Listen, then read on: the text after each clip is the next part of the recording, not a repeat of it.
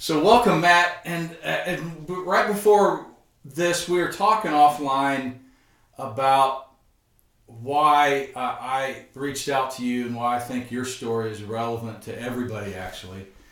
And I think there's something critically important about what the human condition is, not during success, not how to be successful, is when things fall apart, what people do to recover them. So, and I like the way that you said it in one of your TED Talks, and you do a blog as well, and I was reading that.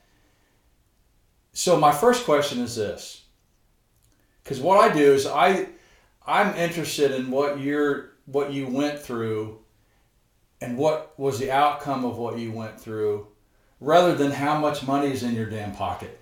Because I don't know if I can get that, but I can have an experience of hitting the bottom because I've been there so many times. I think it's my name in that floor. So I'm interested in that because people rarely recover from the bottom of something. And a lot of people have not seen the TED Talk or even know about you. Take a little bit to describe what you do as a businessman, or however you want to lead into that discussion of what you do as a business, and then how you got to that bottom. Well, I mean, I've been on the bottom, in so many different situations. I mean, I was on the bottom when my real dad left when I was 6 months old. He left my mother and I high and dry. I was on Mm-hmm. the bottom when my adopted dad, he used to call me stupid and idiot and retard every day of my upbringing. Mm-hmm. I was on the bottom when I got hurt, was going to play college football, and got hurt 9 games into the season of my senior year in high school with a bad neck injury. That was the end of that. Mm-hmm. And then I was on the bottom when I was 25 years old. I started my equipment finance business out of a dumpy one-bedroom apartment with a phone and a folding table Mm-hmm. and a yellow pages. And, look, I don't avoid the bottom. I'm not, I relish the problems, because I think they're very important to push people to appropriate levels. The downside for me in my business, the equipment finance business, it's simple description. But we finance in 4 industries. We finance trucks, tow trucks, construction equipment, and moving trucks. It's very simple. It's a very blue collar business. It resonates well with me and who I am. And in essence, we borrow the money low and we sell the money as high as we can get Mm-hmm. without deteriorating the credit quality of the borrower.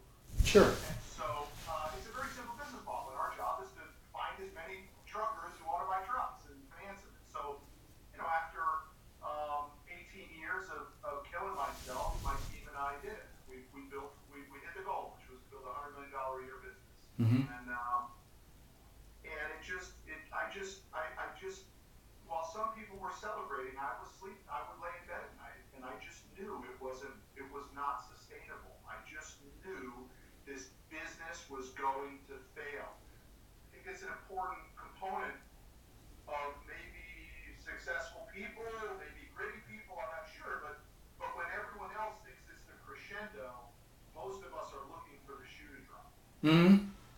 What's coming around the corner that no one else is seeing, but we know. And I hear that from a lot of successful people. I talked to Steve Harvey one time, and despite the tremendous success that Steve Harvey, he thinks it's all a sham. He's like, when's everybody going to figure out that I'm just a regular guy? Mm-hmm. And I think there's a lot of truth to that. And so I just began to explore, why do I feel that this isn't going to work? Why do I feel like it's unsustainable? And why do I kind of feel as though, when I'm talking about our growth plans and all that sort of stuff, that I'm not even buying into it? By the way, I had total clarity that we were going to build a $100 million business. There was no question in my mind. But the minute I started talking about a $250 million business or $1 billion business, I didn't believe it. Mm-hmm. Mm-hmm. So I just began to tear it apart, and I began to see things in my own life that needed work. I needed to see things in the business that needed work. Those things primarily were, what the heck do we stand for? And what do I stand for? Mm-hmm. And I bent so many rules to build that business. Not from a legal standpoint. Everything was legal. Sure.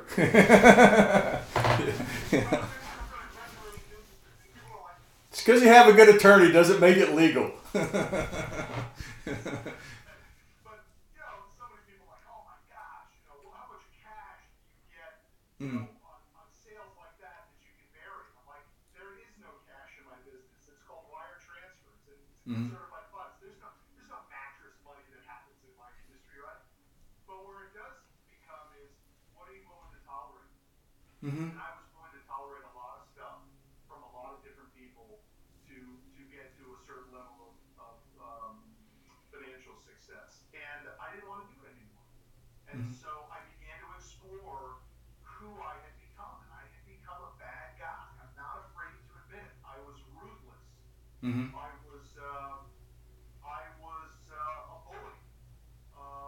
I was everything I started out to fight for, which fight for the underdog and to fight for injustice and to give people a shot and give them the chance that maybe they can't get someplace else. And I was stealing that from them every day mm, for years. mm-hmm, And I become a bad guy. And by the way, I need to be frank about it. I'm not apologizing for it. mm-hmm, I actually believe that most people need to take their success more seriously, Tom. mm-hmm. I think a lot of people live into their success because they are so afraid of who's going to be upset with them, and they just play in this middle lane. Mm-hmm. And I was playing on the far end for a long I time. wouldn't have taken your apology anyway. I don't accept apologies. People are the way they are, whether they learn and grow from it. That's really the conversation of, and I think how you structured the beginning of that conversation is pretty cool because everybody wants to be successful, but they don't realize a lot of things. And two things you mentioned, I know we could talk about a million things.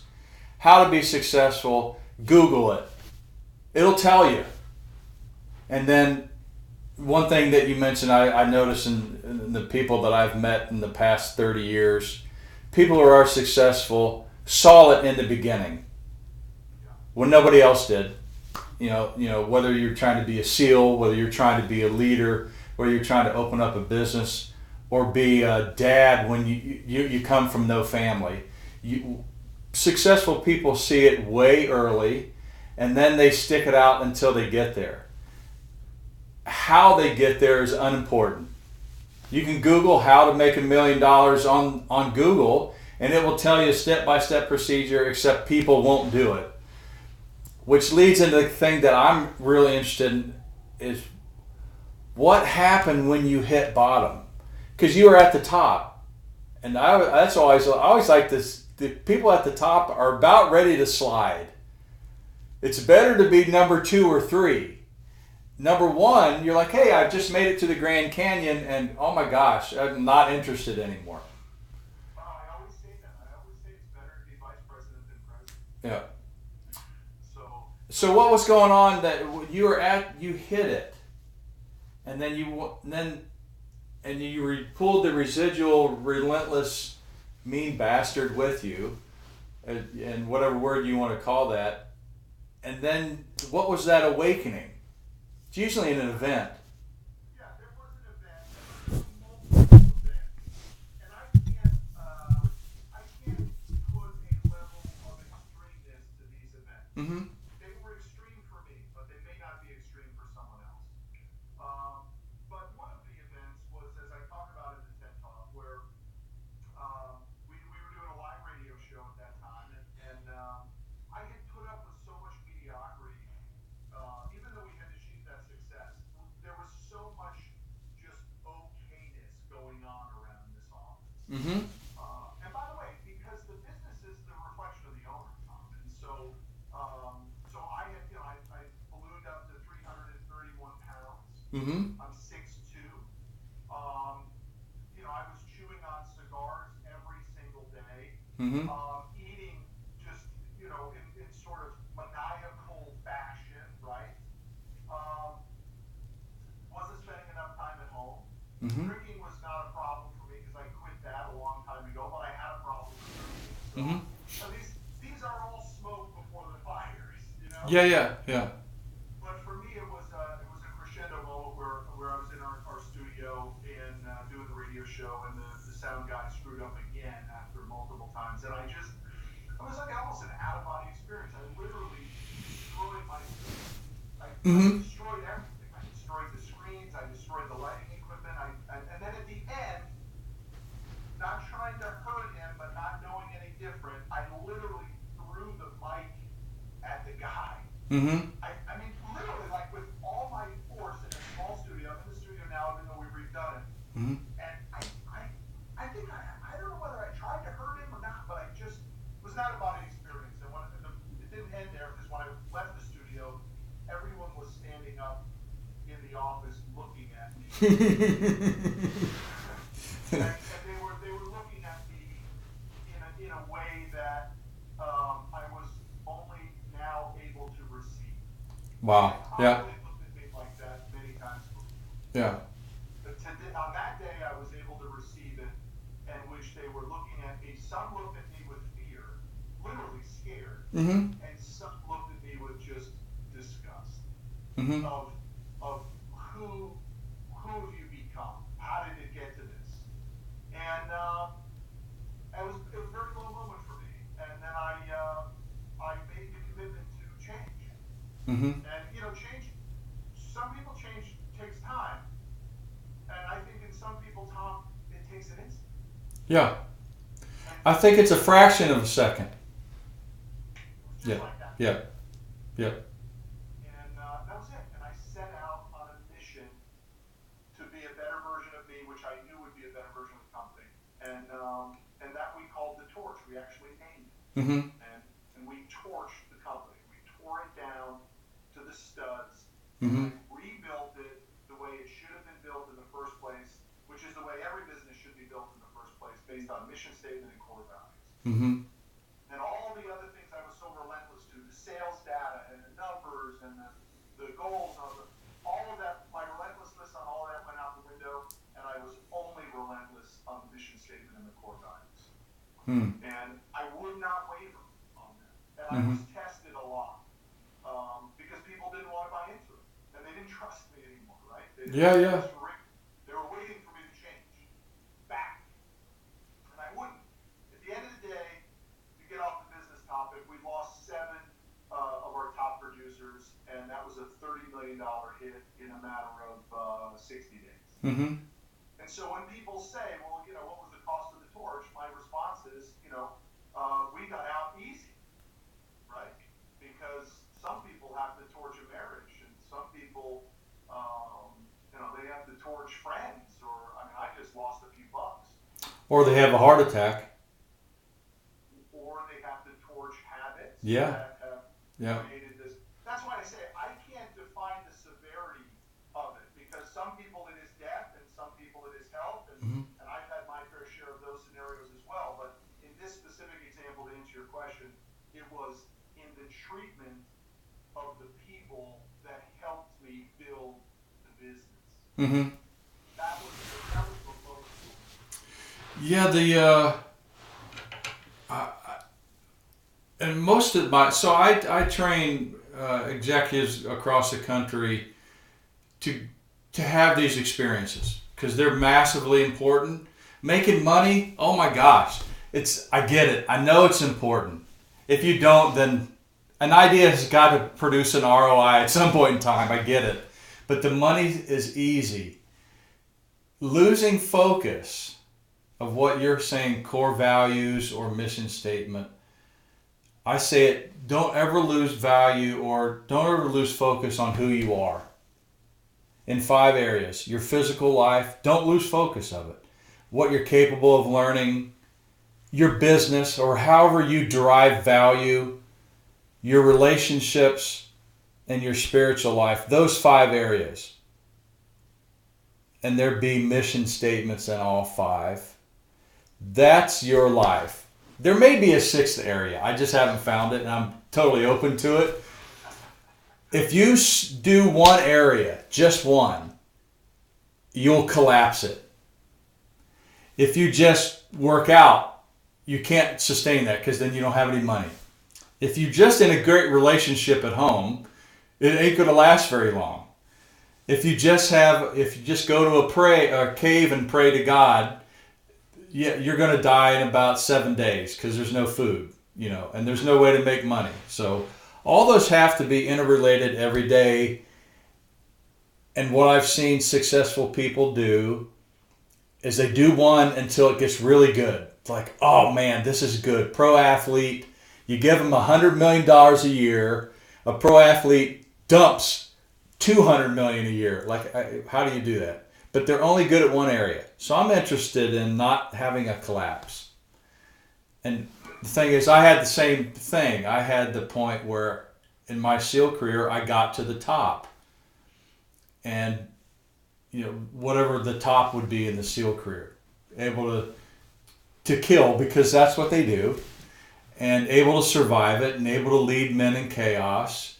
When I came back from Afghanistan and I took over sniper course, that was to me the cherry on top of the ice cream of a successful life and career was taking over sniper course. That was my way to give back.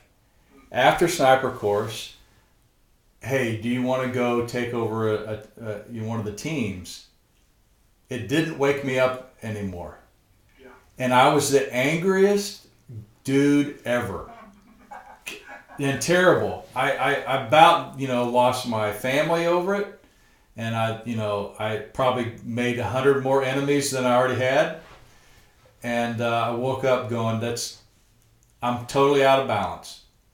But I'm out of the balance at the top, which I didn't anticipate that. It's usually you think, I need to get better at the bottom. No, you need to get better at the top, because the top is not sustainable.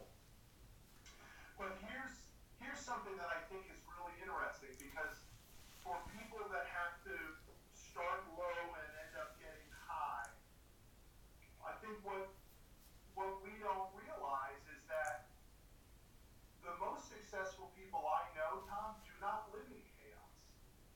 They really do live, and I suppose we should define success, right? Mm-hmm.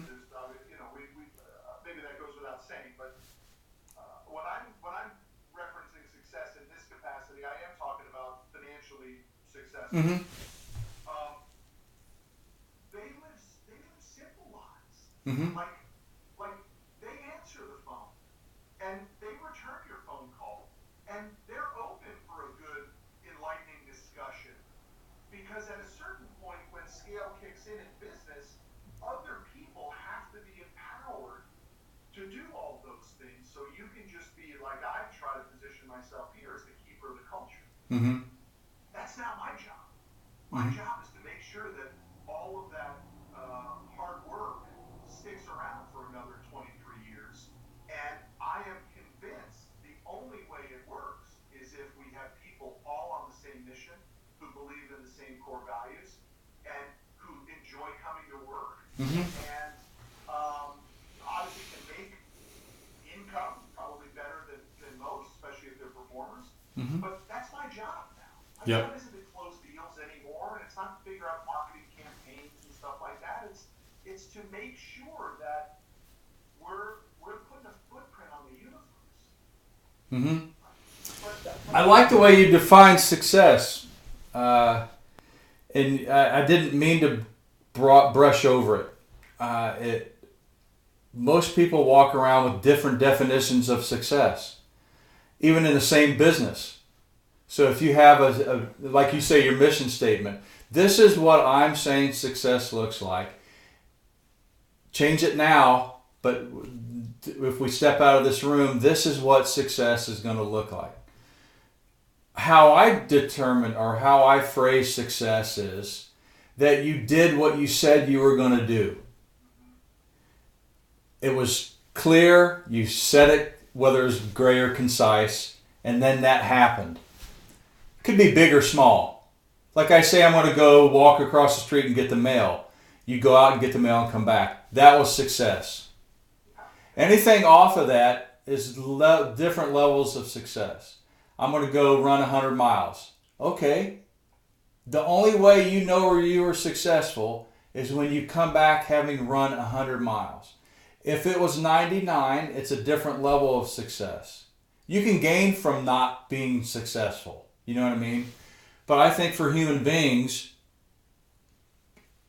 it's not the right mission statement. It's that you had a mission statement and you did it. Simplicity. I like the other thing called simplicity. I've never seen anything advanced in my entire life. Ever. Never. It's a series of very basic things that can happen rapidly. We call it blocking and tackling. Yeah. Breathe. Yeah. It's done over and over for a long period of time with hopefully people who are on the same bus wanting to go in the same direction. And when that happens, it's far more magical, in my opinion. Maybe it's just the stage I'm in, but it's far more magical than the climb. Because the climb is a pretty nasty climb. Yeah. Right? It's just sort of the cost of admission. I mean, Yeah. Anyone who thinks the climb is easy, and again, whether it's a climb for fitness or it's a climb for achievement in the SEALs or in business, it's a pretty nasty setup. Mm-hmm. A lot of bad days. Yeah, everybody wants to be a Navy SEAL. And people come to me now, hey, can you... No, I'm like, hey, you don't want to do it. If you saw it on TV and got really excited about it, walk away. It's brutal. 90% don't make it. You'll see your buddies die. You're going to get a divorce. That's the deal. And you're going to be upset. And you're going to be in a terribly competitive environment. And every time you think you did well, there's somebody close behind you that's just about ready to do it 10 times better. And if you cannot tolerate that, and you got to be willing to kill, period. If you can't do that, if you think your parents are going to respect you, if you think your girlfriend's going to get naked quicker, it doesn't happen that way. That visualization and advice to someone happens in so many different things. When people are saying, geez, you should go do speaking and stuff like that, and I'm saying, why? Why would I want? I'm a 16-year-old, a 13-year-old, and a 12-year-old. I already know how that plays out. I'm away from my kids. Yep. I'm in the Holiday Inn in Council Bluffs, Iowa, getting paid $5,000, and I'm missing my Johnny Boys football game. Why do I want that picture, right? And so that visualization actually is really important. But here's one thing I'm working on. I'd love your thoughts on this, because I have some people in my office who are absolute hill climbers. In other words, if I give them the hill, they will take the hill. The problem is, and I think a lot of people are like that, the problem is people climb too small hills, though. Oh, yeah, that's a whole other problem. Yeah.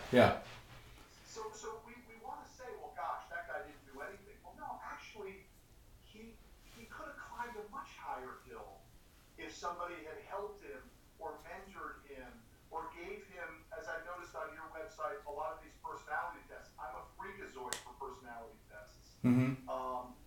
And I wish that someone earlier in my career had given me one. I never had a mentor. Did you ever have a mentor in your life? Did someone take you under their Twice. The first one was, and I don't want to detract from your story, but first one was when I failed out of West Point. And I had a mentor literally pick me up and say, do not make another decision without me. Period. You're at a place right now where every decision you make is probably not going to be good. So, and don't make any life choices for the next month. And if all you want to do is sleep. Get it out of your system. And then I met him twice a week. And he just asked the question, what are you thinking about and what do you want to do? And I didn't have an answer. You know what I'm thinking about? Is what a shitty person I am. Dude, I was a golden boy. College football, I'm going to have a great life and this, that, and the other. And now I couldn't even get into a junior college. What do I do? and he said, don't do anything rash. And he goes, don't drink now for sure. Because I'm Irish, so I knew that wasn't going to work out. And then he said, let's go on a walk. And he goes, what do you like about your life? I said, I'm really good. I'm a good athlete, and I love to be outside, and I can hunt. And he goes, there's no way to make a living doing anything you just said. And he goes, so what about the military were you liking? I said, I hated it. I hated the structure. I hated the inauthenticity of it. And I hated the ceremony of it. And he goes, so why do you want to do it? I said, because I've always wanted to be a Navy SEAL. He goes, why did you go in the Army? I said, because my parents didn't support me being a SEAL. And he goes, here's what I'll tell you. When did you start thinking about being a SEAL? I said, probably 12 years old, 12, 13. And he goes, I tell you what, you're going to do yourself an injustice if you don't pursue it. You're already at the bottom. It can't get any worse. He goes, here, the only way it gets worse is if you die. You're that far down. Because you can't get into a school, and you can't do this, and you're already depressed. He goes, I tell you, I've done this, and he was 68 at the time. If you have any regret in life, it'll destroy you. Go back right now and go after the things that you think about at nighttime. And I'm like, here's the problem. I don't know how to swim. And he goes, I don't give a shit. You go sign up right now. You commit to your life right now and put it on paper. And it should be a scary process. Yeah. And he goes, if it's not, your hill's too small. I said, I can't do it. There's no way I can do it. I'm not even ready for it. He goes, you ain't going to be ready until you have no options. I'm like, well, I have no options. So I literally went down to the recruiter's office, and by luck, there happened to be a SEAL recruiter there, or I would have found one, but by luck, he was there. I said, I want to sign up only for the SEAL program. Is there a way to do it? He goes, yes. And so I signed the document, having never run over 10 miles, and I couldn't swim. And that's, I don't think that is, I think everybody should do that. Commit. Why are you waiting to know how to do it before you commit? That's why I do work with businesses now, is everybody wants to plan before they commit. I'm like, the plan ain't going to last two minutes anyway. Get everybody on the same mission right now. Commit now. Because what most people are committing to are things that once you just peel the first layer of the onion back, nobody's committed to. Yeah, nobody's committed to. Yeah. So it's all hocus pocus. It's all just silliness. I mean, I think the greatest thing I was able to get, and maybe even give and receive from the people around me here, was we're going to get real. Mm-hmm. We already got here, and I've already experienced this bullshit of talking about getting here. Mm-hmm. In my private time, I know it's not going to happen, so I'm going to come up with a methodology for us to get it, and then I'm going to present it to you all. That's what I did. Right? Mm-hmm. I came up with the first draft of the mission statement, and I went to everyone and said, here's kind of what I'm thinking, but it's not all about me anymore. Mm-hmm. It's about us. Mm-hmm. And we tweaked it. It took us months, Tom. And so that person who should get this epiphany of how they're calling or their core values and all this sort of stuff, it is a time-taking process. It is.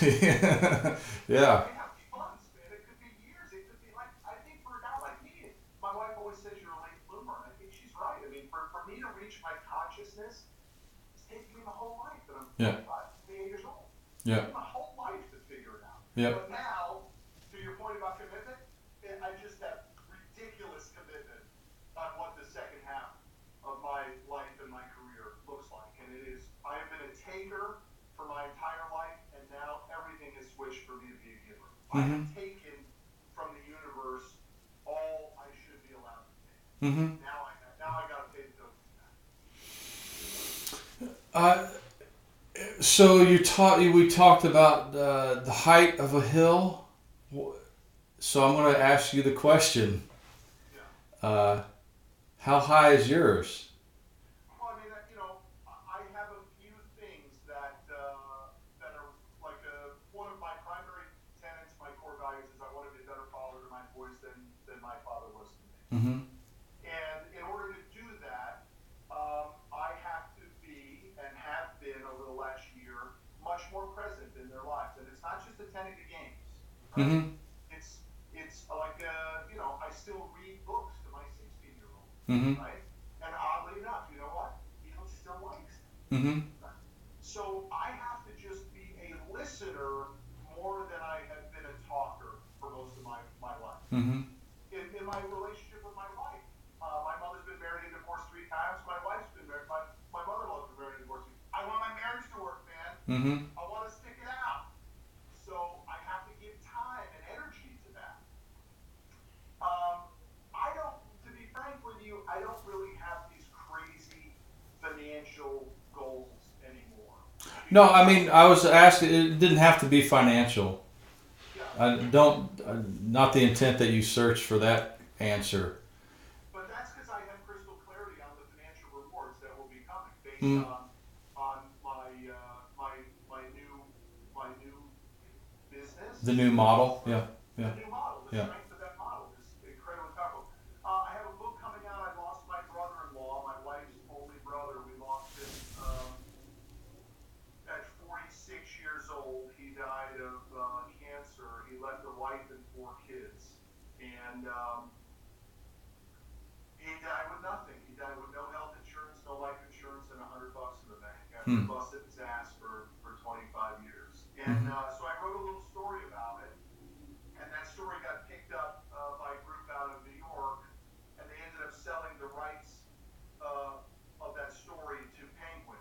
Mm-hmm. And so I wrote a book called You Need More Money, which is the story of my brother-in-law, which is Mm-hmm. also the primary concept of the book is that I believe most people live in what I call false positive, this thought process that financially they're really doing better than they are.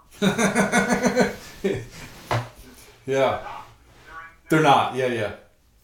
And just because you can afford to, go to Disney or you can whatever, it has no implication to the ability for you to be financially secure down the road. People are chasing these ridiculously old numbers. When I graduated college in 1991, to be a top 1% earner, you need to make 100 grand. Today, that number is 384,000. Mm-hmm. And most people still think 100 grand is a lot of money. So the money's moved. We're chasing these old numbers. Yep. Yep. And then my brother-in-law used to always say, because we were very close, but the level of closeness that I was with him was nothing compared to the closeness that my wife had with him. Mm-hmm. And it's hard for me to even talk about, but I'm telling you, you could take me, and I think you could take my 3 boys, and she would be willing for us to go before taking her brother. Wow. They had a tough upbringing. Mm-hmm. It was the only man in her life that never left her other than me. It was the worst possible event you could have in my wife's life. Wow.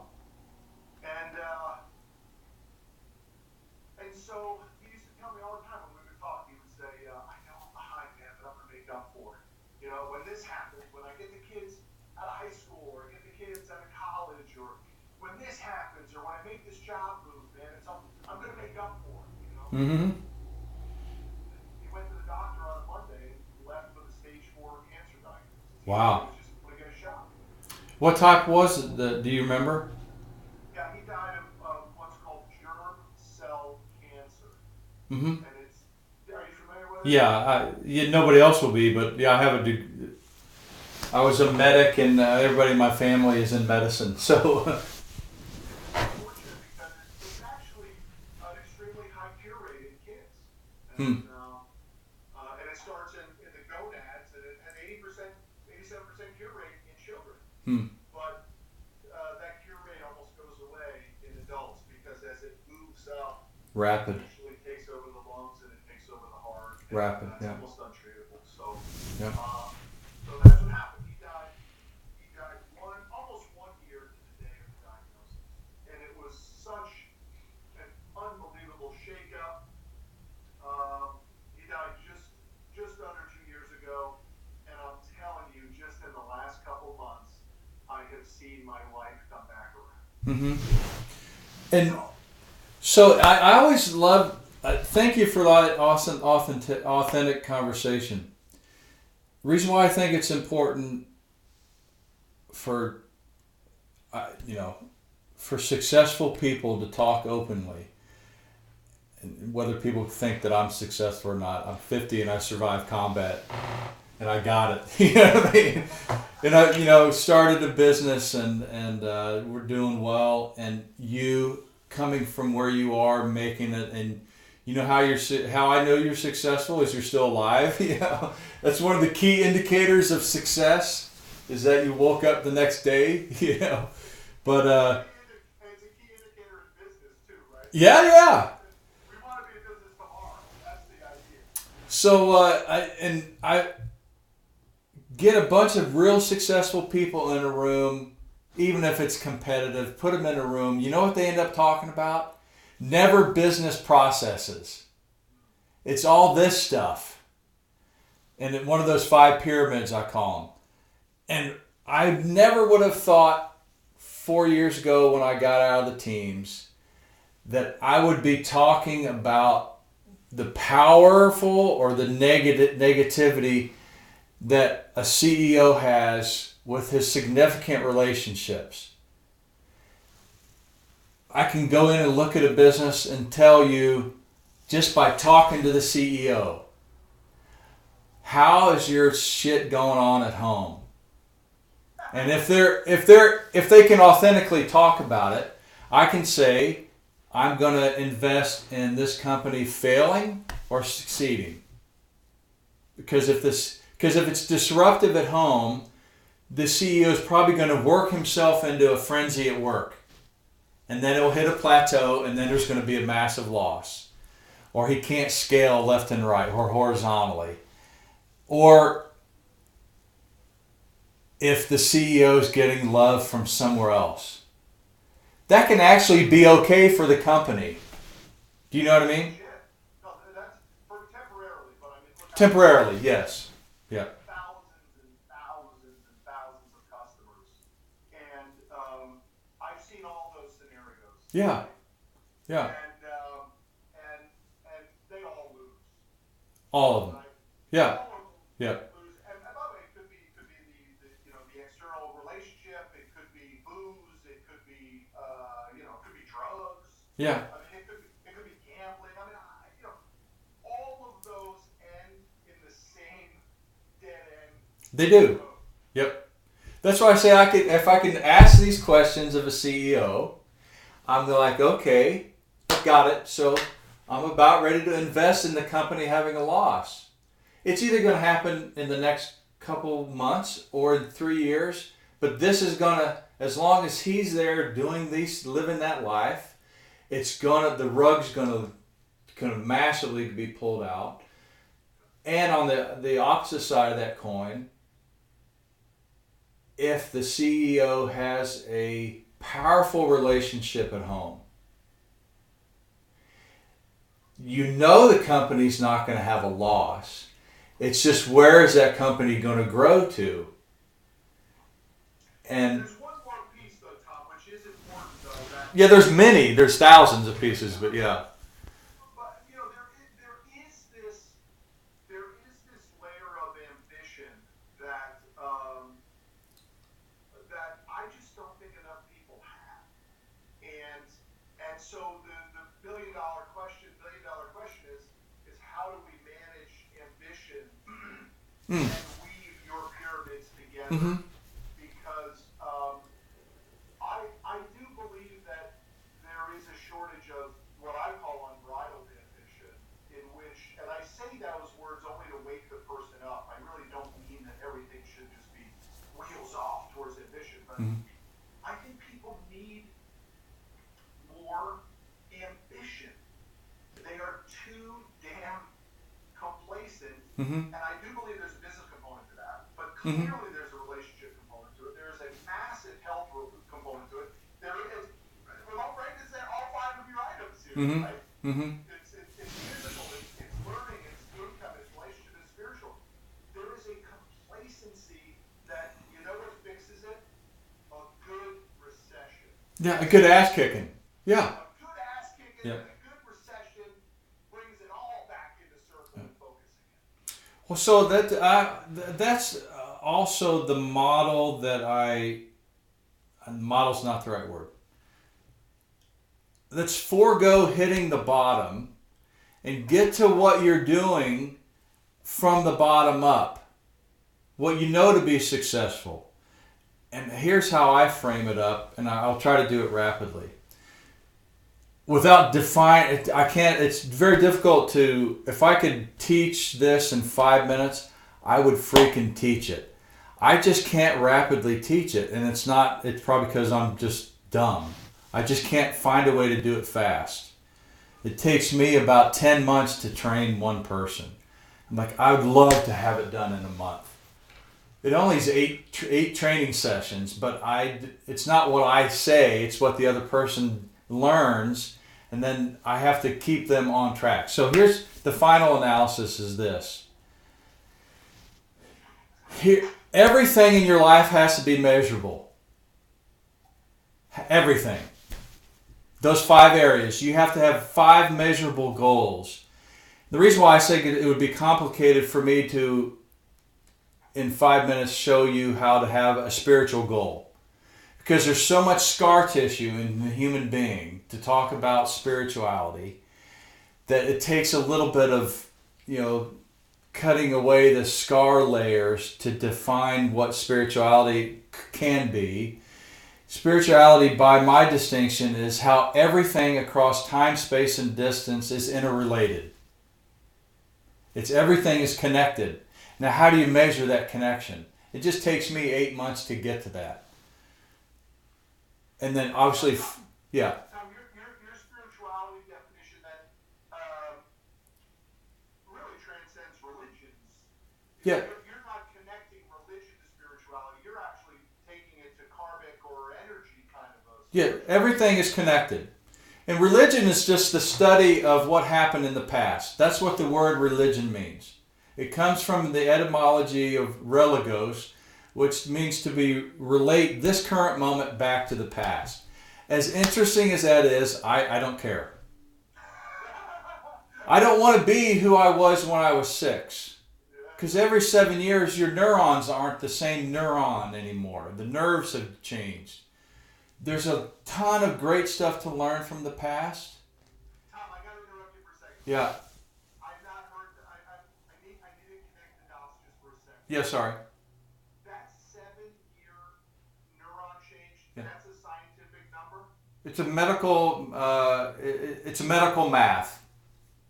So Neurologically, you're not the same person. They're the slowest things to the slowest cell to regenerate. So can I take you on just a little while? Please, yeah. I never heard that before. Mm-hmm. But You've heard it before, you just haven't seen it. You've heard the 7-year itch. yes, but it is. So I started the business in 1995. Very tough time to start a business like this. We got our asses handed to us in 2002. 7 years. Mm-hmm. We got our ass handed to us in 2009. 7 years. Mm-hmm. And I've been saying for the last 2 years, every 7 years, Mm-hmm. right? There's a downturn in transportation. We're gonna, everybody get ready. Start, Main Street stacking and racking cash. Mm-hmm. And it didn't quite come in 2016 in our business. Mm-hmm. Now we torched it, so we had a revenue drop, but it wasn't an economic revenue drop. It was a self-inflicted revenue drop. Mm-hmm. And I had a private equity group in here, not this Monday, but the previous Monday, and they gave this unbelievable data presentation about the state of the transportation industry, and they showed data point after data point after data point that said that 2016 was the worst year in transportation Mm-hmm. And then they showed the recovery uptrend. And I said, are you guys telling me that my 7-year prediction was dead on again? Mm-hmm. And they said, from a data standpoint, there's no question about it. It was a terrible year in transportation. We just weathered the storm better. Mm-hmm. So my point is, I didn't know that there was a scientific 7-year Yeah. shed, and yet here I am living my life on 7-year windows. Yeah, there's I think so. The skin cell is probably a day cycle. I think it's faster than a day. So you are always altering and changing as a human being, and you know, not to be rude, but your poop cycle is about 3 hours. So that what you eat goes through you very quickly. So there's always cycles, and I'm not a big predictor because humans will screw up a prediction because humans can change things quickly in a second. You can go from being angry to a different person in a millisecond. Well, dang, that blows the whole equation. Which I saw, and I'm not going to get off track too much. What happens in combat is how you beat the enemy is you make them quit, and then it's easy. That's really how you win. Is you make the other person turn off. Then everything becomes predictable. You put everything in your favor by defeating them prior to getting there. So that's a whole other conversation. But everything in you is temporary. Your thoughts are neurons. They can be embedded very clearly on day one. 7 years from now, the thought ain't the same.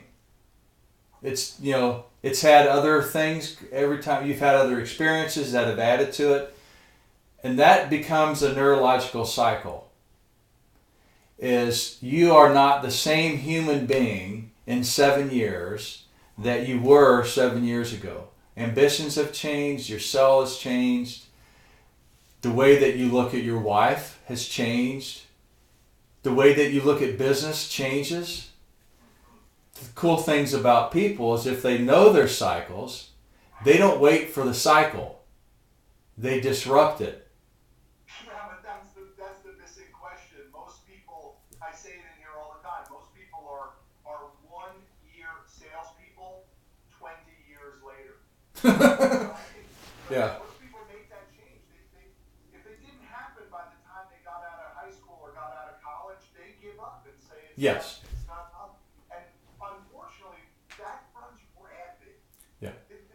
The thought process you're identifying is really, in my experience of clients and employees, it's a very small number of people that look at it like that. Yes. And I'm not a great percentage. I look at more grossly. 80% of the people don't get it. 20% of the people drive everything else. The 20% of the living population drives the 80%. The 80% won't do anything until the 20 move on it. But there's no real difference between, you know, if you cut an individual open, you won't find a lot of, you can find disease, but it's just because the other person doesn't have it yet. Because it's going to happen. You're either going to get in an accident or you're going to get cancer. That's the deal. Or you have a heart attack. The 3 ways to pass. There they are. It's not complicated. It's going to happen. So I'm not a negative person. I'm just telling you. But what happens in even the bottom 1%, not the ones who are neurologically impaired. So there may be the injured people who have 18 legs coming out of their eyeballs. I don't know about that group. But you know what I'm saying? But the normal group that has lived past puberty, maybe into their adult life, and they process things outside of like a trichrome rhythm or a weird rhythm that isn't in the gross population. Not that I don't mean to complicate it. So there's no difference. This person at the bottom just gave up. That's it. They've given up. and the person at the top, so the person at the bottom gave up and stayed. The person at the top gives up very quickly and moves. Like, okay, I'm out. I'm going to do something else. The people at the top are opportunity seekers, period. The people at the bottom couldn't find a dime in a bank. The people at the top can find a way to cut grass outside of the bank and make more money than the banker makes. There's so many nuances here because, I mean, you could look at it in a resume of someone and you see multiple job changes and you could say they're a quitter, right? Mm-hmm. Conversely, you could see someone who's been at a company for 20 years and you could say they have no aspirations. Yeah. I mean, it's the sponsor of leadership is the thing that gets me most excited right now in my career and probably in my being is how do we master that game? Mm-hmm. That's really where it gets exciting every single day for me.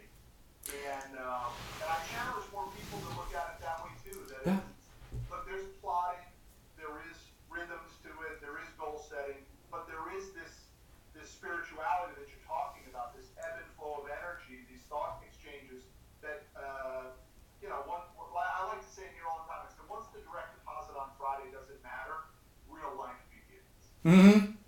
Yeah.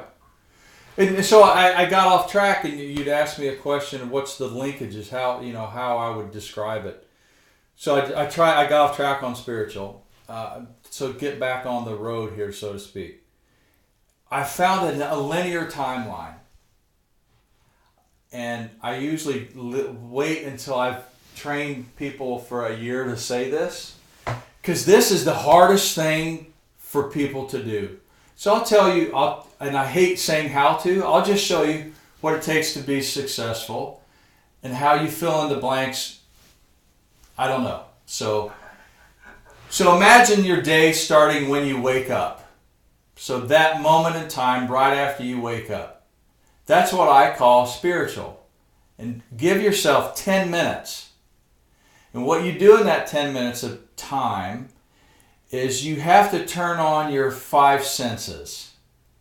So don't wake up out of bed and then walk into bang into something. Open your eyes, turn them on until they're in focus. Move your eye muscles around. Rub them. Then make sure your ears are turned on, that you can hear. Make sure you can smell, even if you have something on the side of your bed like an orange, that turns on your senses. Make sure your taste buds are turned on. Lean over and kiss your spouse. Do whatever it takes to turn on that sense. And then every inch of your body is a sense organ. Get a brush out and brush your sense of touch. And that process takes about 2.5 minutes. I've never heard that before. So now I'm actually alive on the planet. My senses are on. I'm working. You know what I'm saying? Most people don't even afford themselves that. And then so I'm asking for 10 minutes. So the next period of time, you have your physical goal. I have a formula approach to it, but it takes too long to talk about. So imagine having a physical goal, like what you're up to measured physically. That I'm going to run an ultra marathon in Salt Lake City in May. I have a goal that's out in front of me. So a physical goal, a business goal, I call it a wealth goal, and your intellectual goal, your ability to learn. You have to have those 3 measurable goals and say them out loud. My goal, it could either be today or the future goal. Say it out loud. And then the next 30 minutes of your time, connect with somebody you love. And I'm not a homo heterosexual. I don't give a shit who it is. Somebody who you're deeply, intimately connected with. And ask them what their goals are. And share your goals with them. It takes 30 minutes. Don't ask them how they feel. It doesn't matter. I'm not cold. Your feelings are spice. Don't ask about, hey, what spice are you today? Are you cinnamon today? Because that's what you're asking. Are you cinnamon or are you vanilla? I don't fucking know. I haven't got out of bed yet. Hold on. So that's an hour. So I've spent an hour. I've turned myself on. I've got intentionality now. And then I have connected with somebody who matters to me. Their shit matters. And then work out for 90 minutes. You can do it for less. I'm just giving it a guide. Because I said I'm interested in running an ultra marathon. Now get after it immediately that day. So that's what? 2 hours, 2 hour and a half. And then go pursue your life, your financial goals if they are that. It's not always financial. So your business, the business of you, now outside of physical, because I just did that. So go pursue value, what you value in your life, for at least 8 hours. Then come back home. It doesn't have to be home. Do at least another half an hour of physical to slough off your day. Whether it's eat right or stretch, something that's in your plan. 90 minutes in the morning, 30 minutes, at least 30 in the afternoon, because you get beat down throughout the day. You need to slough off that stuff. And then reconnect with your intimate relationship partner. How did your day go? This is how mine went. Don't ask them how they feel. It'll come out, but don't directly ask, how was the cinnamon today? You know what I mean? So, and then, right before you go to bed, like in the morning was right after you woke up. Not before you peed, right after you woke up. You turn your stuff on. Now I'm beat down. Shit ain't working anymore. I'm confused. I'm angry. I'm disjointed. Nothing matters. I'm disconnected from everything. Turn your senses back on. The last thing before you go to bed. Make sure your eyes are functioning. Make sure your ears are functioning. Your nose is functioning. Your taste buds. Your skin's turned back on. Reread. If your goals have changed, reread them before you go to bed. You know what? You will sleep like a baby. Because there's no confusion anymore. I'm not asking myself, how do I overcome shit? You'll solve that at night.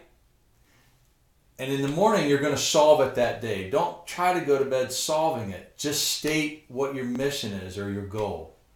And let the miracle of a billion-year design, functional, genius system, let it solve it at night.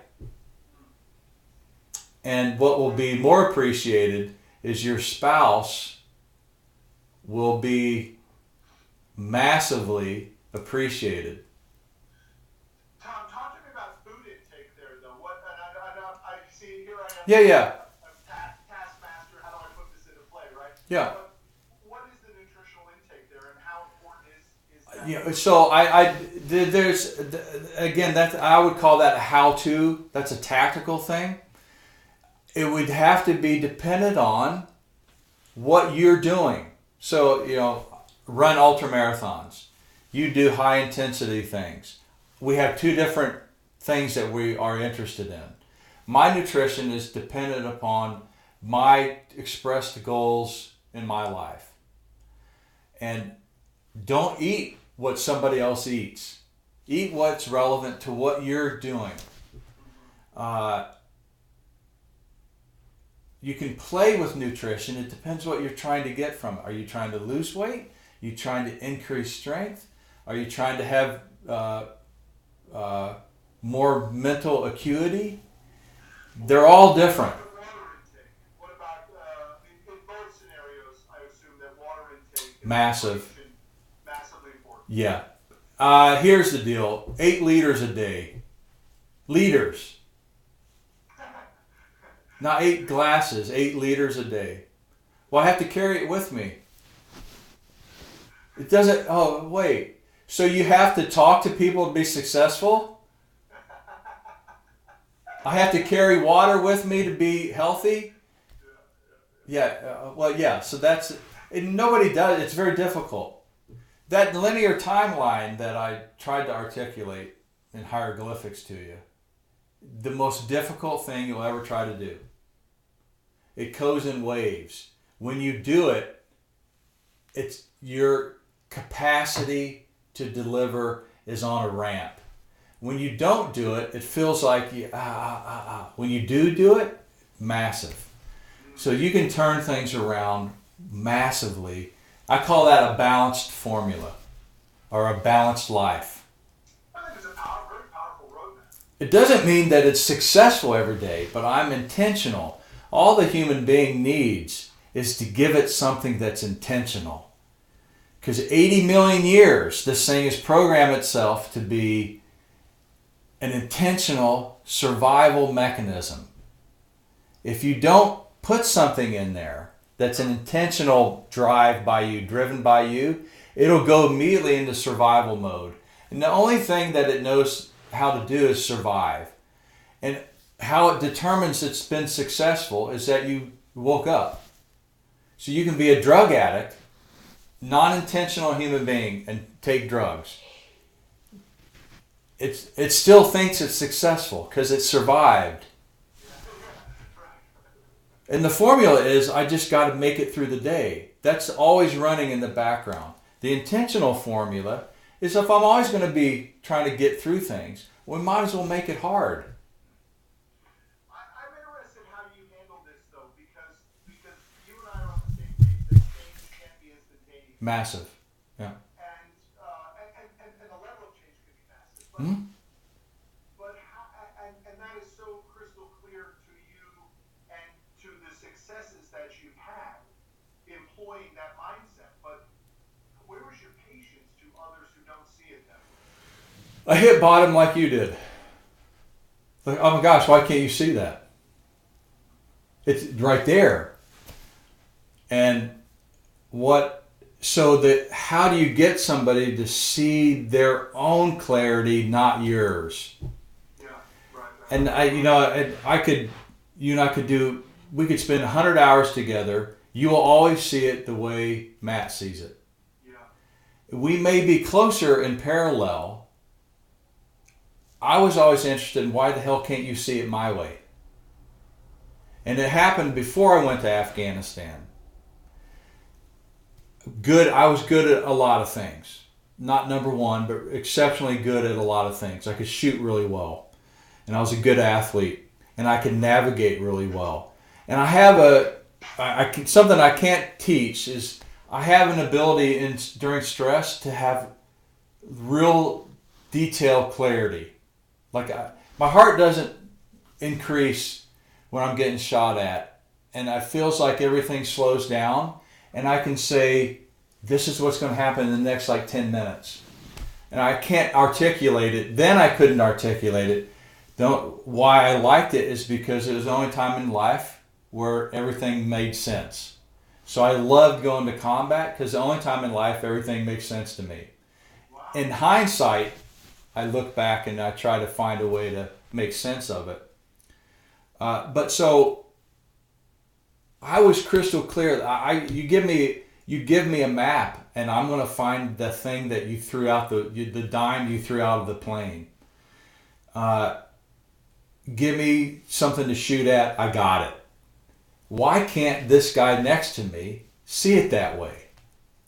Why didn't he move to the other tree over there? Why the hell did you stay there? Oh my God, you knew.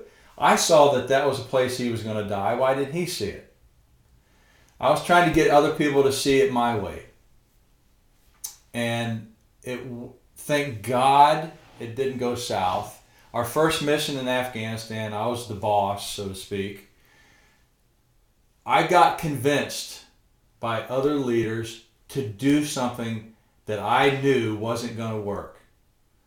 I'm like, oh, well, we got to do it like them. I'm like, oh, my guys can't figure that out. Okay, we'll do it your way.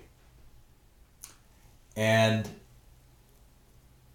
so I orchestrated it since we had to do it everybody else's way, like another unit's way of doing tactics, we had to detail orchestrate. Okay, we're going to do it this way, and then the next dance is going to be like this. SEALs don't operate that way. SEALs operate of give them something specific as a goal, and then everybody get the fuck out of the way because they're coming. And they're going to be beautiful doing it that way. When you give them detail, they fall apart like a child. And I'm like, oh my God, it's going to fall apart. But let's get on board with the Army. And I love Army. It's just, it didn't work this time. It wasn't a love relationship. So it fell apart.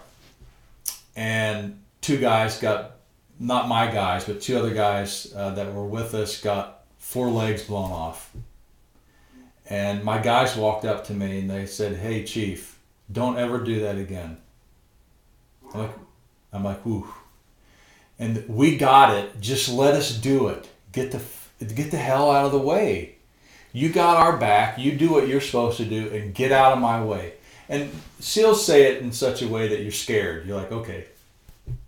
8 of them against me with guns. I'm like, and they'll do it. Yeah, I just had to figure out a way to because they're very violent, aggressive, and I think you met Jocko and Leif, and they're not all like Jocko, but they're very. If you push them too far, knives are coming out. I'm like, ooh, okay. Yeah. So, and I could never get them to see it exactly the way that I saw it. So the next mission, I'm like, hey, you guys plan it. I know how I would do it. You guys plan it. And they're like, what do you mean? People need to understand this. I know I'm coming back to business. So you're talking in your military service, and I'm talking in my business career, but it's the same thing at a certain evolution in a career. Yep. Which is very different than the rise, like we started talking about. Yep. But the magic happens when you can see the whole field.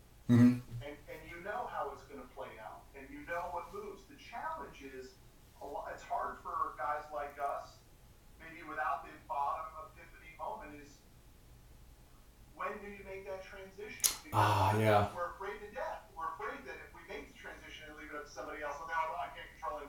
But in reality, you actually are controlling it. And it's not so much, control is the wrong word. Orchestrating is the better word, I would say. Mm-hmm. You become a conductor. You don't become the controller and the end-all doer. And that to me is an unbelievably powerful and exciting position to be in. And, that's maturity. When you cannot teach somebody something until they're ready. That's an old adage from like 3,000 years ago. There are some smart dudes 3,000 years ago. The first smart person said this: don't make a decision of something on anything until you've done it 10,000 times. Don't say it's good or bad until you've tried it 10,000 times. The other one is this too will pass. And the other training venue is never, ever, ever, ever, ever, as a master in something or a teacher, offer to train somebody who hasn't come to you. Because it's brutal.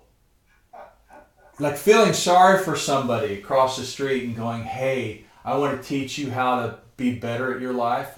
They're going to kill you. They're going to drain the brains. It's a suck drain. It's terrible. Even though you feel like you have to, like, oh my gosh. I did this morning. I made this classic mistake just this morning. My VP of sales is traveling. At a trade show, I dropped in to help our newest guys on a training session this morning, right? And, I'm dropping all kinds of... by the way, it's very hard for the expert to unpack the expertise, too. It is a challenge. Isn't it tough? It's tough. It's a challenge for experts to really be able to bring it back to levels that people can understand. And I don't mean that in a condescending way. It's a challenge. I think the people who need the help should understand that it's not so easy for the expert to give them the help sometimes. We don't know how to say it the way it has to be said for them to get it. But this morning I was in the meeting and I was explaining to the guys, and then all of a sudden I said, none of these guys have a notepad or a piece of paper, and here I am selling my soul to them of all these little nuggets that can move them along very quickly, and not one is recording it on their phones or writing it down. I said, hey guys, is that a little weird? Why is no one writing this down? Mm-hmm. And they started doing this, looking for their pens, right? Mm-hmm. I had to say to them, guys, I'm here to help you. I'm the keeper of the culture. My job is for you to be successful. But you guys gotta want it as much as I want it. And I said, I hope y'all have a great day. I mean, let's get after it. It's exactly what you just said. Mm-hmm. Here I am wanting it for them without them coming wanting what I have from me. Yeah. And it's brutal, in our certain culture right now, this entitlement everybody deserves. Maybe in the next 2,000 years, the human being will alter itself to be okay with getting something for free. We're not designed that way. We're designed literally to have to move and have to be in a gravitational field to grow. We need gravity. We need to skin our feet up. We need to feel pain. We need to be tired. That's our current paradigm that we're living in. And certain people are trying to break that. It's just not, it's not going to work. You're going to cause more problems. It may be a political power play, but don't ever offer. You can always offer, but don't spend a lot of your time trying to impart something until somebody has committed to learn. When that exchange happens, then miracles happen. Before that, you're like, hey, look, I've trained 7,000 people. Really? What did they do? Nothing. How many of them asked to be trained? Yeah. The one will multiply. Now all you need to do, then the always question is how you create that condition where more people come to you for training. You don't. That's the spiritual connection. When you're available, it'll happen. It's a reality, but nobody knows how to measure that. Watch, like spiritual is the very most difficult pyramid to measure because it exists everywhere. You have a massive influence on people, whether you know that or not. How do you measure that? How do you create a ripple and have it hit shore? And I'm interested in that because I like exponential growth ideas. Every time you do those bookends, those spiritual moments, there's other things that you can do spiritually, but I'm just saying basic. Turn yourself on and have intentionality. We've done some math behind it. It makes you 13 times more capable in the next second. I'm on, and wow, now I want that. Now I want to go work out. Now I want to connect with my wife because I'm on. How many times are you not on and you tried to connect with something? So that I like that, and I kind of got blown off track. Sorry. Yeah. I mean, and that's, in your book, there's that part where, you talk about where, and I don't remember if it was you or one of the guys in one of the races that you did, in which the sores on his butt cheeks. Yeah, terrible. Were just beyond, no one would. Yeah. Yeah, so that's what he displayed there is actually learnable. Most people do not give any credence or value to the fact that they said they're going to do something and they're going to see it through. I just grew up in that community where my leg hurts. Nobody cares. You said that you were going to be a part of this race or this mission, and then all the complaints dry up in the SEAL community. My leg hurts. Okay, who's going to do anything out here to help that complaint? What can we do to get this thing going? Let's work on it. So I was okay. You can't quit now, because SEALs have given up the right to quit. Just kill that from vocabulary. I commit very quickly, probably to my detriment. And then once I'm on, oh shit. Even Stacy's like, oh no. Really?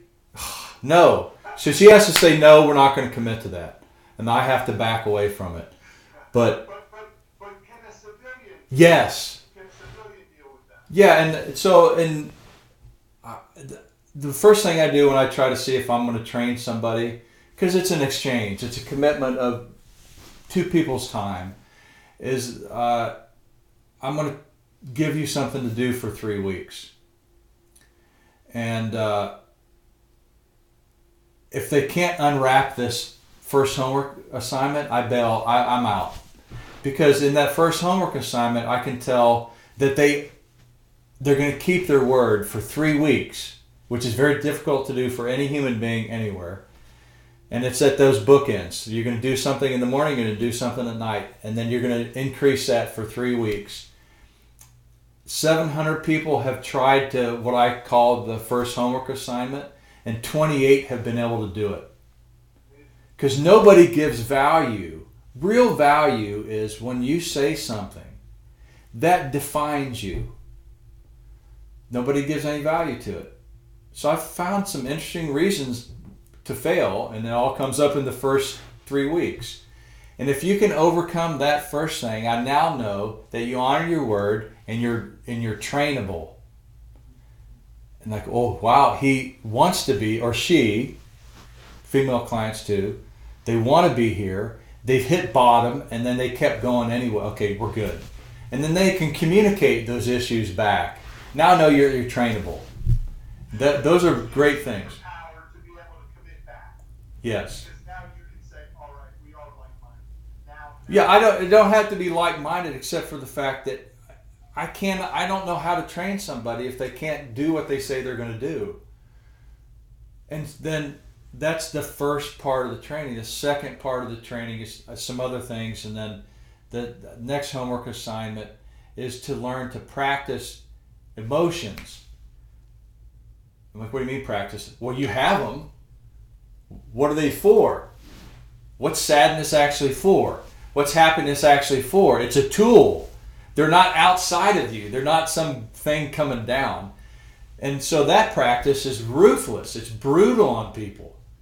It's just an interesting thing. I'm listening to you talk about this spirituality and this emotion component, and yet, the world looks at you with this vision of Navy SEAL, hard ass, unbreakable. Like you're actually saying, go there, show me that transparent. You know what I mean? Yeah.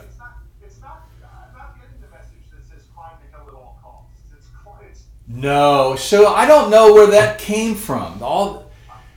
It's just, if you're trying to sell something, you got to dramatize it. Well, no, the original title to the book was Spartan Woman, because I wanted my kids to know that without a strong woman, men just suck. They're terrible. And then I wanted to pass on 13 lessons to them about that. If you do the lesson, it will be transformative to your life. I'm not here to help you with these things. Do it now. And I had no intention that anybody read the book. And Stacy put it on Amazon, and it got crazy. But the reason why they called it Unbreakable was which one of the languages behind being physical. You either think that you're broken or you think you're unbreakable. Two different outcomes from a mere mindset change. 80% of the people acknowledge being broken constantly.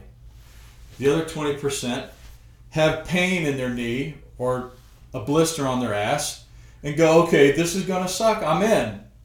It's not going to break me. But the body can be broken. The mindset is what you have to hone in on, because the mindset drives everything and nobody talks about it. You can lose in combat in a second. And it's ruthless, it's brutal, and it's angry, and it's fun if you have the power of a mindset shift. Jocko, by the way, loved combat. Period. Some of his people didn't. His mindset was, I fight, and let's find a way to do that. So if you're going to go with Jocko somewhere, you're going to get into a fight. There's going to be a fight somewhere. Or he's just going to leave. I'm not interested in fighting. He'll just walk away. But he went there to fight. That's a mindset. But he fought in an area that was unwinnable. Ramadi was terrible. Terrible. And he's like, what do you mean? Here's the deal. Y'all have given up. Right. We're just going to take it street to street, house to house. We're not going to have a big, convoluted strategy. We're going to do man work here. And he's the only one that saw it that way. Basic, simple, one step forward. And you would think, I mean, you've met him, but in the backside of Jocko, probably the backside of every warrior, is a deep notion that it all can unravel in a second. And if you don't have a reason at home to fight, you suck. Then you're just a commodity used. You're a salesperson. You're not the driver of the company. And he had a family that he was fighting for.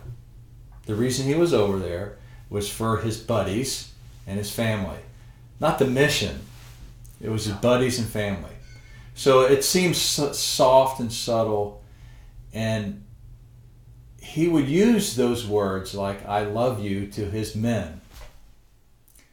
And I never heard him raise his voice twice.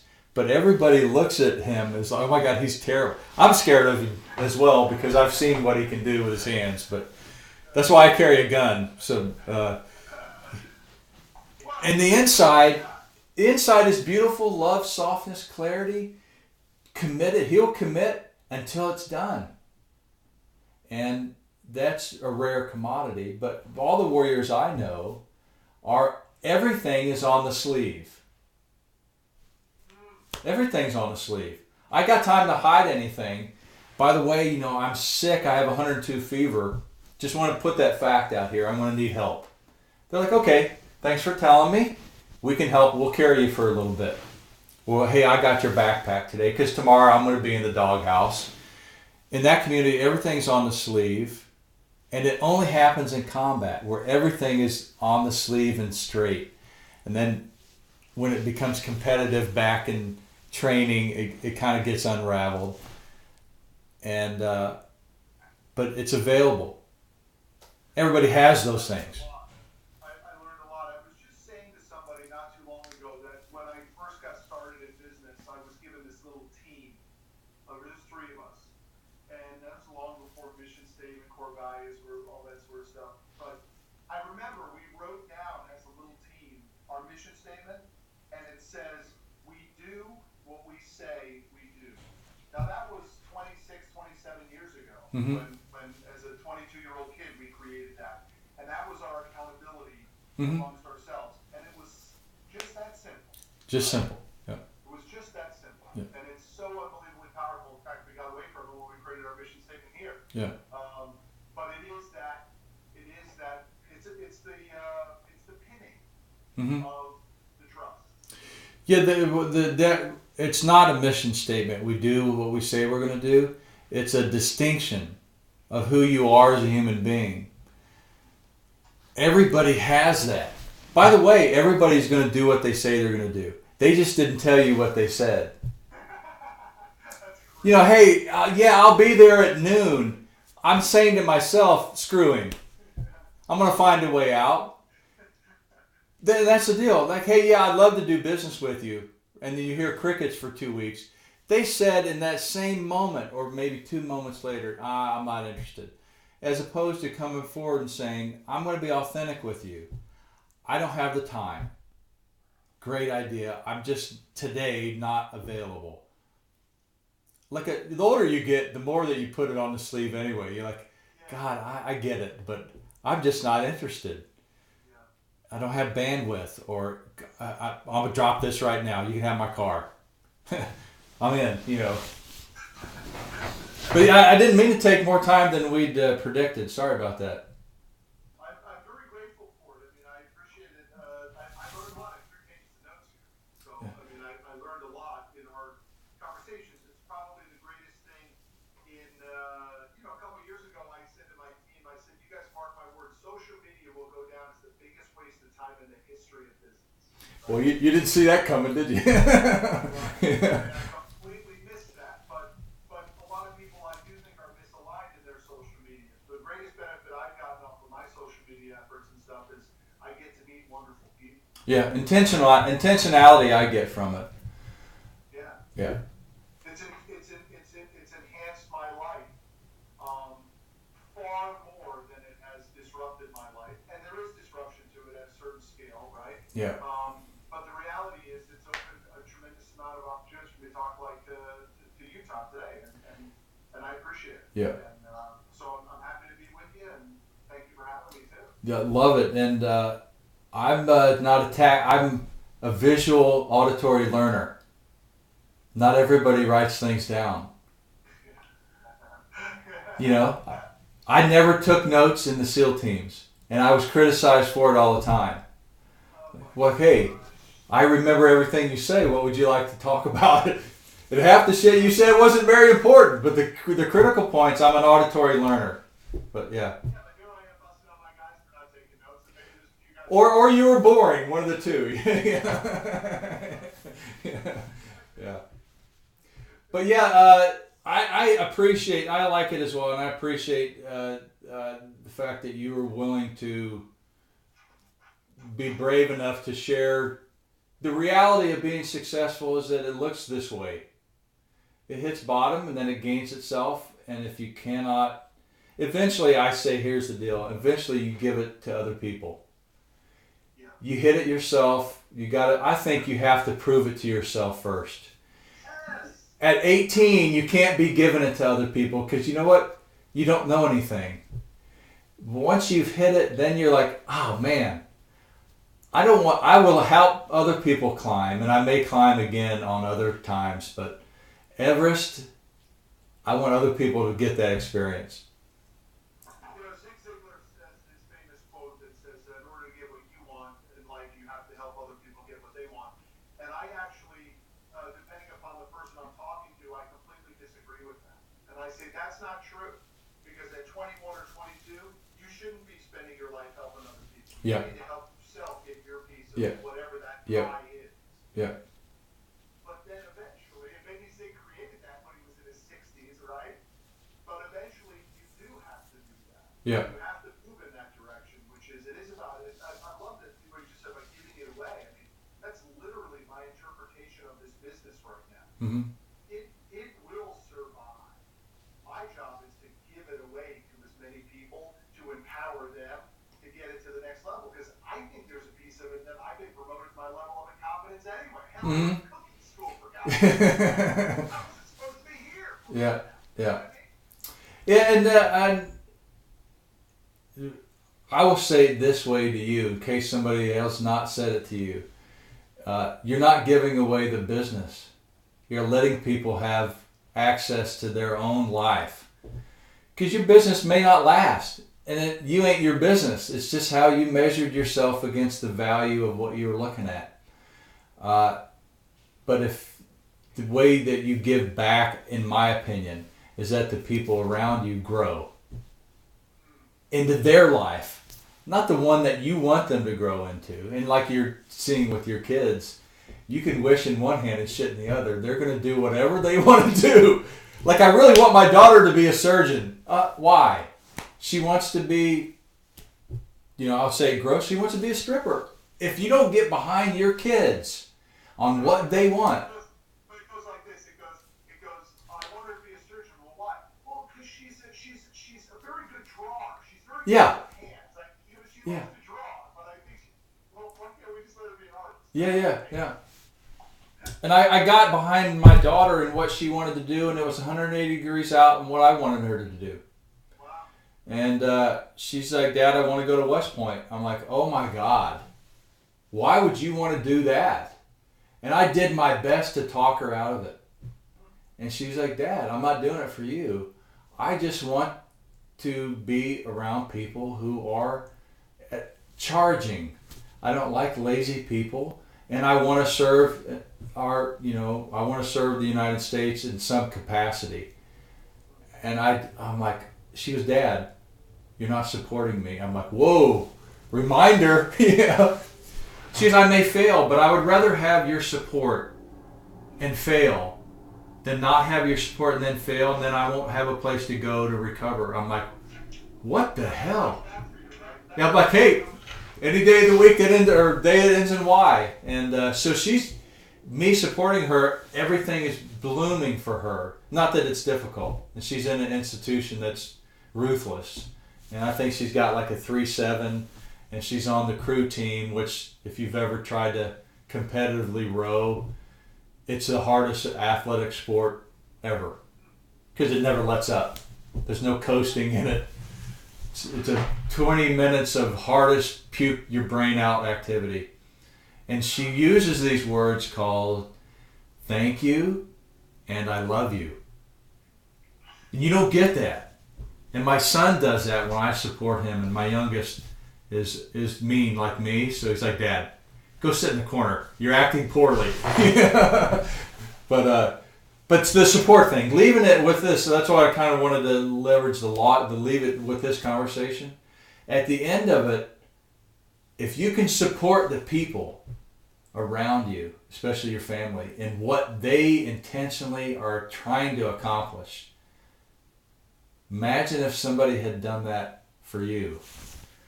Like, I don't want to be a flag layer. I don't want to do that. I want to go there. And somebody finally mentors you and says, what do you want to do? Good. What do you need my help with? I wish that had happened.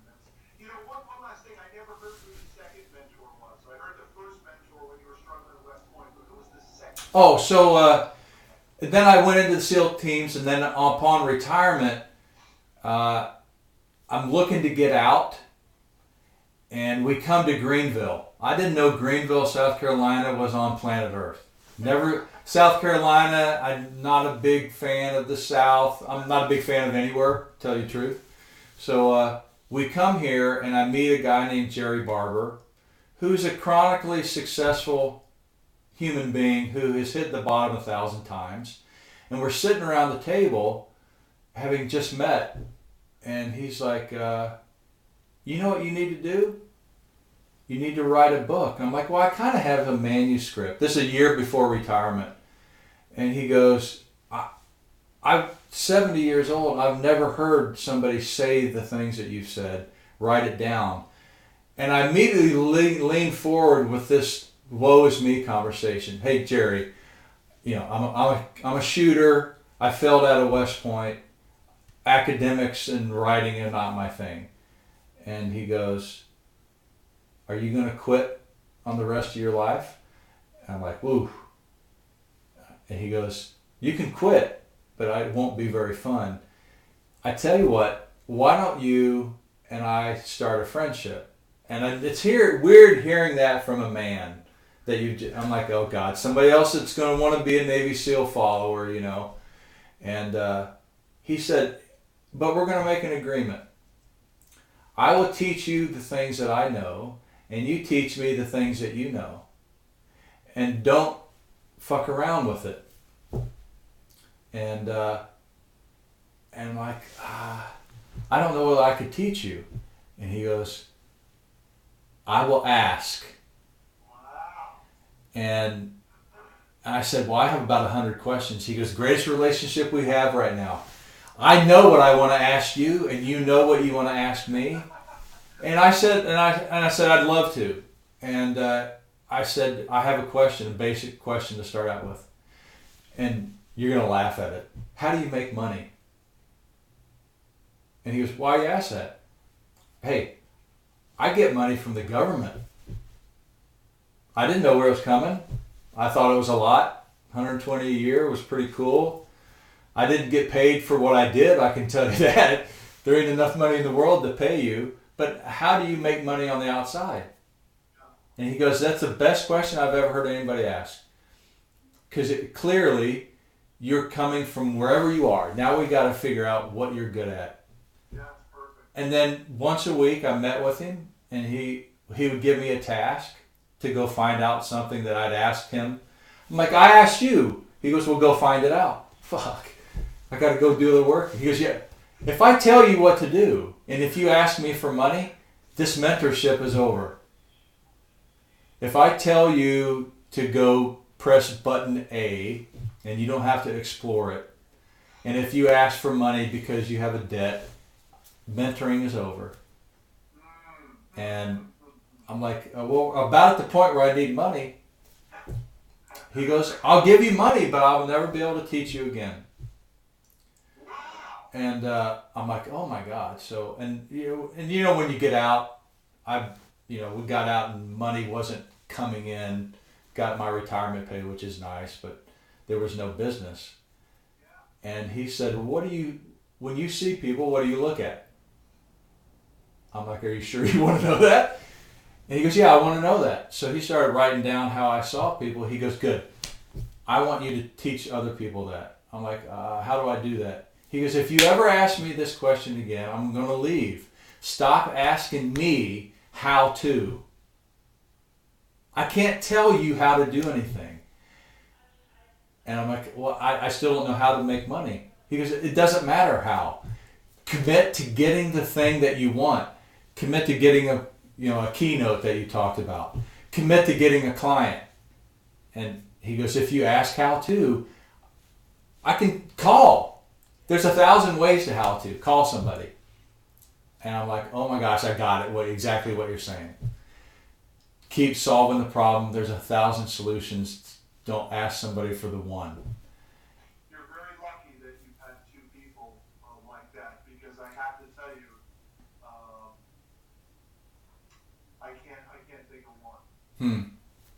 I cannot think of one person who I can think of people who have helped me, but I can't think of one person who was a mentor who said, "Let me show you the way a little bit," kid or adult. Not one. And I've got friends that we bounce ideas off of and things like that. But I tell you, I sure wish at some point someone, whether it was father figure or coach, a friend's father, or something along the way, who said, here's what I think you'd be good at. Because I think I wasted a decade in business and maybe even in life too, just still having to work through all that stuff. It would have been easier if somebody had at least said, here's what I think you might be or might be good at. I had to find it all out on my own. Yeah, and then we'll end it with this, is I've not, and now we kind of mentor people, and I've had many conversations with mentoring people. Nobody is ever going to tell you what you should be able to do.